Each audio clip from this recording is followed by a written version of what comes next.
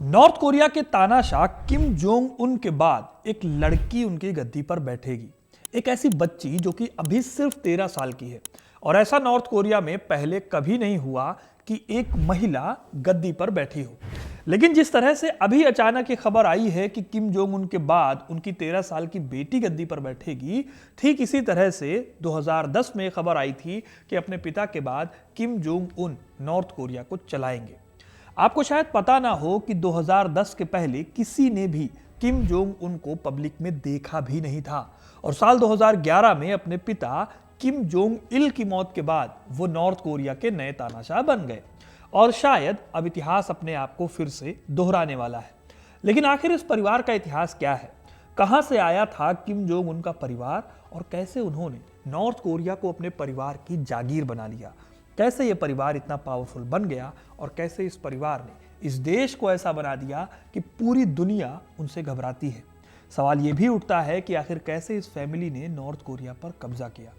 आज history connect पर आपको पता चलेगी नॉर्थ कोरिया के तानाशाही की पूरी हिस्ट्री। कौन थे किम जोंग उन के पिता और उनके दादा जिन्होंने इस देश को अपनी जागीर समझकर अभी तक कब्जा किया हुआ है, और कैसे आगे भी यही परिवार नॉर्थ कोरिया के सारे फैसले लेने का काम करता रहेगा। तो वीडियो को पूरा देखिएगा, क्योंकि इतिहास को नहीं जानोगे तो खुद को कैसे पहचानोगे। दोस्तों, यूपीएससी आज भी इंडिया के सबसे टफ एग्जाम्स में से एक है। हर साल 10 लाख लोग इस एग्जाम के लिए अपीयर होते हैं या फॉर्म भरते हैं। अब यूपीएससी के लिए पढ़ते तो सब हैं, पर प्रीलिम्स वही निकालते हैं जो सही टाइम पर खुद को टेस्ट करते हैं। और सेल्फ टेस्टिंग का वो फॉर्मूला हमने एक्सपर्ट्स के साथ मिलकर महीनों की मेहनत के बाद तैयार किया है, वो भी सिर्फ आपके लिए। हिस्ट्री कनेक्ट की यूपीएससी टेस्ट सीरीज को हमने इसी पर्पस से डिजाइन किया है कि आपका प्रोक्रास्टिनेशन खत्म हो जाए, टाल मटोल वाली बातें ना रह जाएं। एक प्रॉपर टाइम बाउंड शेड्यूल के साथ आपको 15 टेस्ट मिलेंगे जो पूरे सिलेबस को कॉम्प्रिहेंसिव तरीके से कवर करेंगे। इसमें सिर्फ आंसर नहीं होंगे, बल्कि इन डेप्थ एक्सप्लेनेशन मिलेगी आपको, जो आपको यूपीएससी माइंडसेट में ट्रेन करेगी। आपको पता है कि मैं अपने कंटेंट की क्वालिटी से कभी भी समझौता नहीं करता हूं, और वही सीरियसनेस आपको इन टेस्ट पेपर्स में भी दिखेगी। अगर आप इस साल के प्रीलिम्स को लेकर सीरियस हैं और एग्जाम देना चाहते हैं, तो इस टेस्ट सीरीज को मिस करना एक बड़ी गलती हो सकती है। लिंक आपको डिस्क्रिप्शन और पिन्ड कमेंट्स में मिल जाएगा, वहां जाकर टेस्ट सीरीज को ज्वाइन कीजिए और अभी तुरंत चेकआउट कीजिए। तो कहानी में आगे बढ़ते हैं। नॉर्थ कोरिया के इतिहास की इस पहेली को समझने के लिए हमें आज से 114 साल पहले जाना होगा। ये साल था 1912। ये वो दौर था जब कोरिया पर जापान का कब्जा था। इसी कोरिया के प्योंगयांग के पास एक जगह थी मंगयोंगडे। यहीं पर किम सोंग जू नाम के एक लड़के का जन्म हुआ। यह लड़का इतिहास में आगे चलकर किम इल सुंग के नाम से जाना गया। इतिहासकार ब्रैडली के मार्टिन अपनी किताब under the loving care of the fatherly leader में लिखते हैं कि किम इल सुंग का बचपन बहुत ही स्ट्रगल से भरा हुआ था। फादर एक टीचर और हर्बल डॉक्टर थे। 1920 में जब किम सिर्फ 8 साल के थे, तब उनका परिवार मंचूरिया भाग गया। जापानीज कब्जे के चलते कोरिया किसी जेल से कम नहीं था। इसलिए ही मंचूरिया में बड़े हो रहे किम के अंदर एक ट्रांसफॉर्मेशन आया। एक रेफ्यूजी जिसे अपने देश की गुलामी से नफरत थी, वो जल्दी ही एक गुरिल्ला फाइटर बन गया। इसके साथ जल्दी ही किम ने चाइनीज कम्युनिस्ट पार्टी ज्वाइन की और 1930s में एंटी जापानीज रेजिस्टेंस में एक्टिव हो गया। सेकेंड वर्ल्ड वॉर के दौरान मंचूरिया के बर्फीले पहाड़ों में किम इल सुंग ने जापानी फौज के खिलाफ गुरिल्ला लड़ाई लड़ी। इस लड़ाई में कई मोर्चों पर उन्हें जीत भी मिली। लेकिन यहां पर एक कंट्रोवर्सी है जो हिस्टोरियंस आज भी डिबेट करते हैं।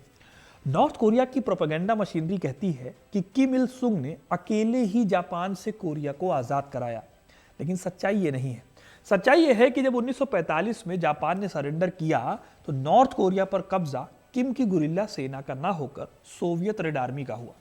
सोवियत लीडर जोसेफ स्टालिन ने असल में किम को अपना नेता प्रोजेक्ट किया, क्योंकि किम यंग थे, नेशनलिस्ट थे और ऐसे लीडर थे जिनको स्टालिन अपने हिसाब से यूज कर सकते थे। एनके लीडरशिप वॉच, जो नॉर्थ कोरिया एलीट पॉलिटिक्स को ट्रैक करती है, वो बताती है कि 1945 के बाद के जो महीने थे वो बहुत ही ज्यादा क्रूशियल थे। इसकी वजह भी थी कोल्ड वॉर। ये वो दौर था जब कोरिया नॉर्थ और साउथ कोरिया के नाम से दो हिस्सों में बंट गए। एक लाइन खींची गई जिसे 38th पैरेलल कहा गया। इसके नॉर्थ में सोवियत संघ और साउथ में अमेरिका का कब्जा हो गया। किम जोंग उनके दादाजी ने इस मौके का पूरा फायदा उठाया। उसने अपने आप को ग्रेट लीडर के तौर पर पेश किया और धीरे धीरे एक पर्सनैलिटी कल्ट बिल्ड करना शुरू किया।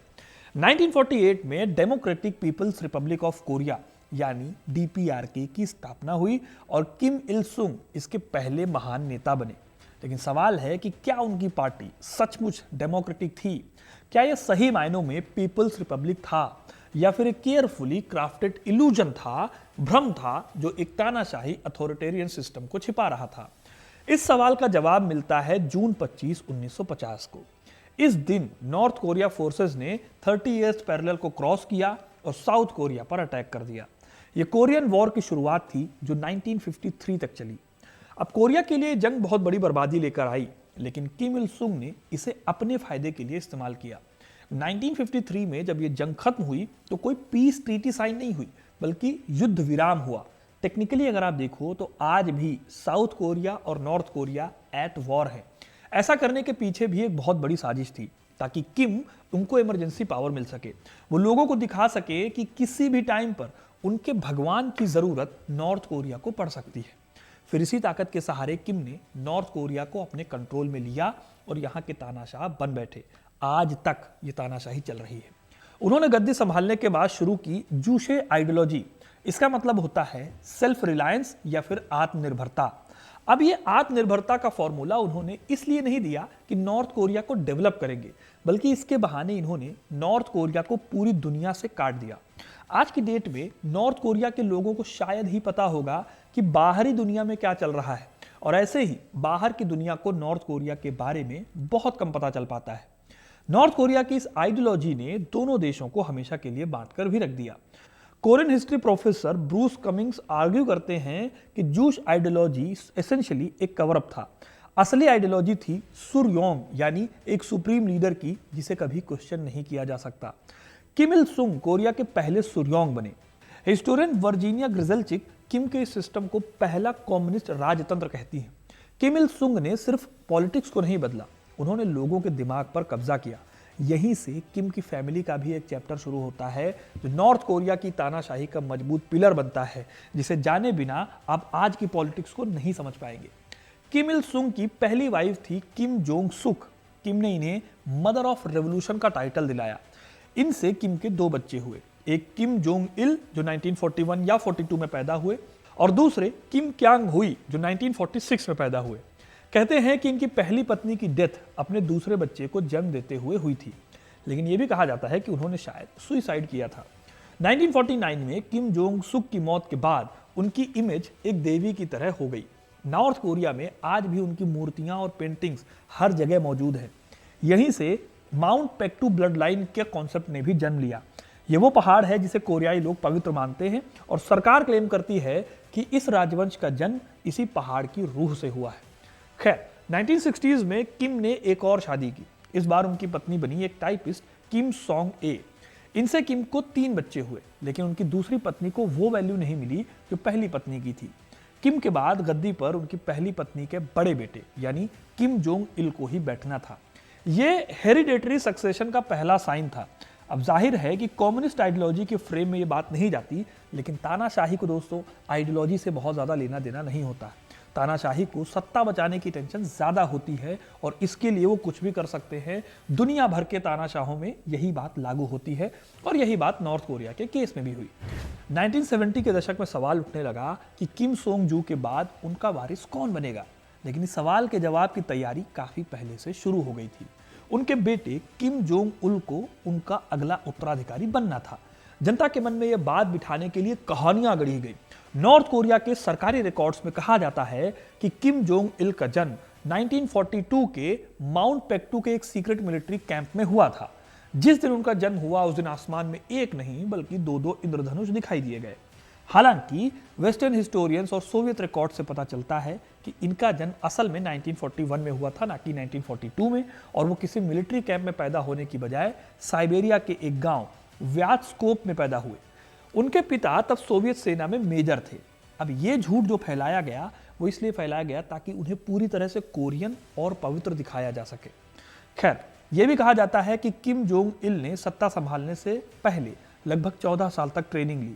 उन्होंने देश के प्रोपेगेंडा विभाग पर, प्रोपेगेंडा डिपार्टमेंट पर कब्जा किया और मूवीज के जरिए अपने पिता और खुद की इमेज को एक भगवान की तरह गढ़ा।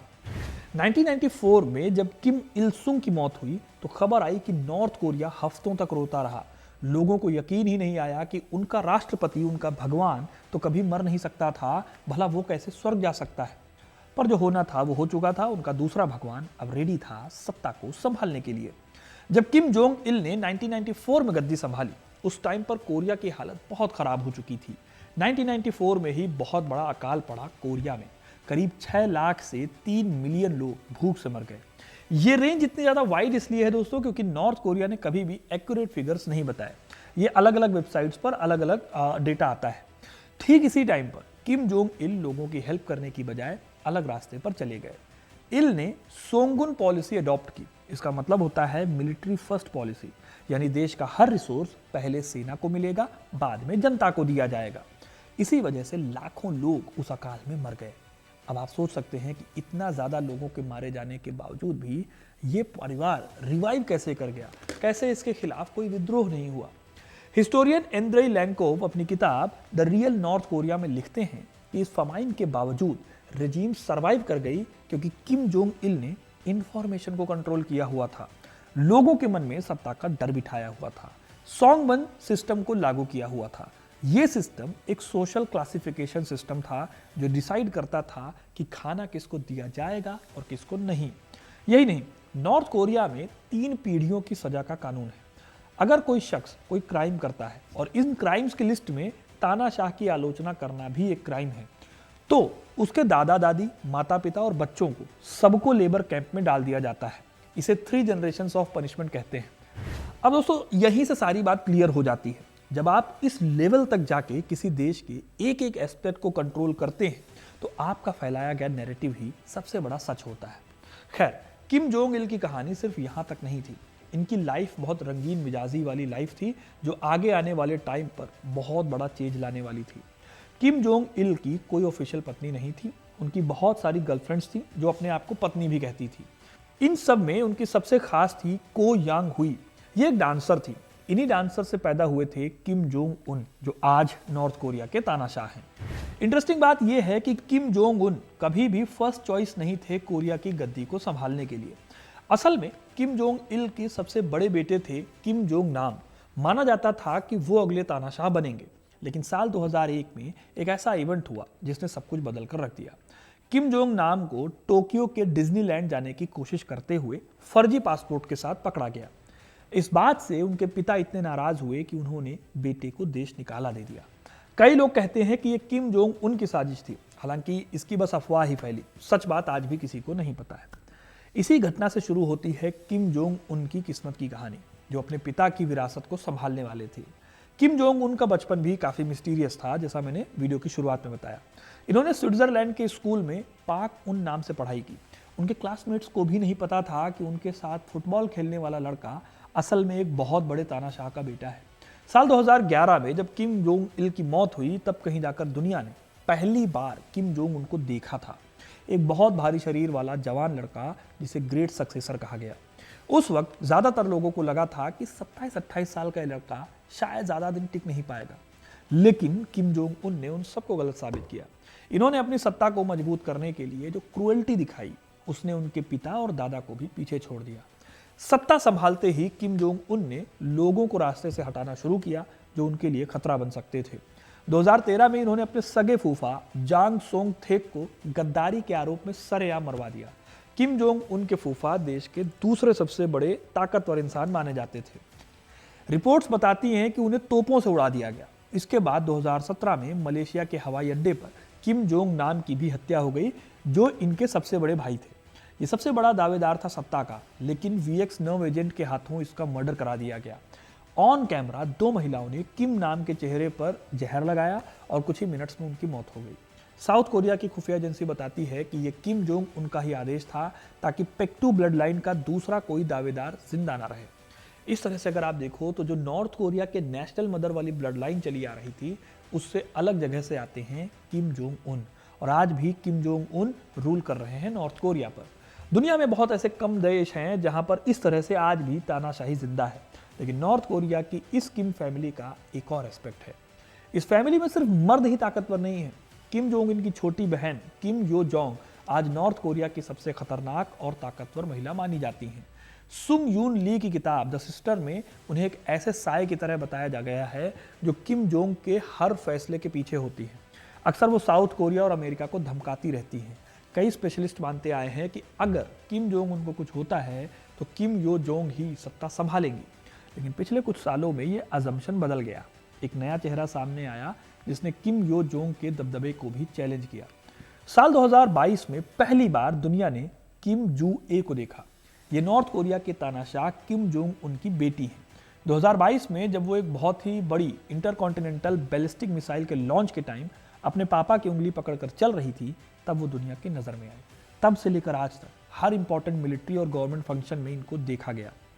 प्योंगयांग की मीडिया अब उन्हें प्रिय संतान की बजाय सम्मानित पुत्री कहने लगी है। फरवरी 2026 की NIS की रिपोर्ट बताती है कि जूए को अब ऑफिशियली डेजिग्नेटेड सक्सेसर यानी घोषित उत्तराधिकारी की ट्रेनिंग दी जा रही है। वो पॉलिसी से जुड़े मसलों पर अपने पिता के साथ बैठती हैं।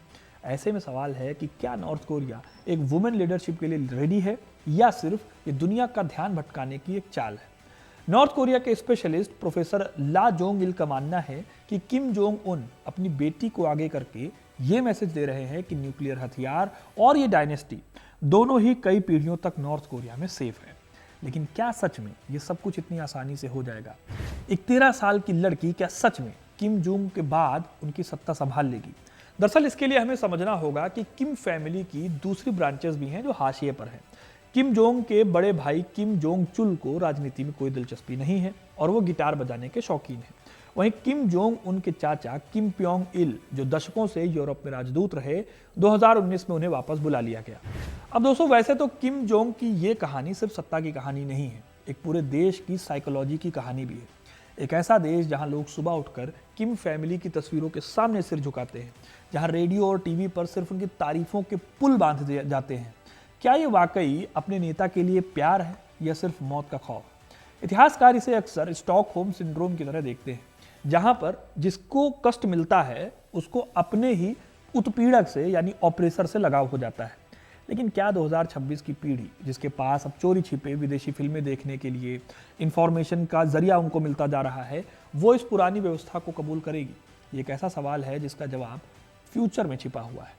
तो दोस्तों, किम परिवार की ये दास्तान आपको कैसी लगी कमेंट करके ज़रूर बताइए। क्या आपको लगता है कि एक बच्ची इस क्रूर सत्ता को संभाल पाएगी? अपने थॉट्स कमेंट पे ज़रूर बताइएगा। और हाँ, ये भी याद रखिएगा, इतिहास हमें सिर्फ बीते कल के बारे में नहीं बताता, वो हमें आने वाले कल के लिए आगाह भी करता है। नॉर्थ कोरिया की ये कहानी उसी चेतावनी का एक हिस्सा है।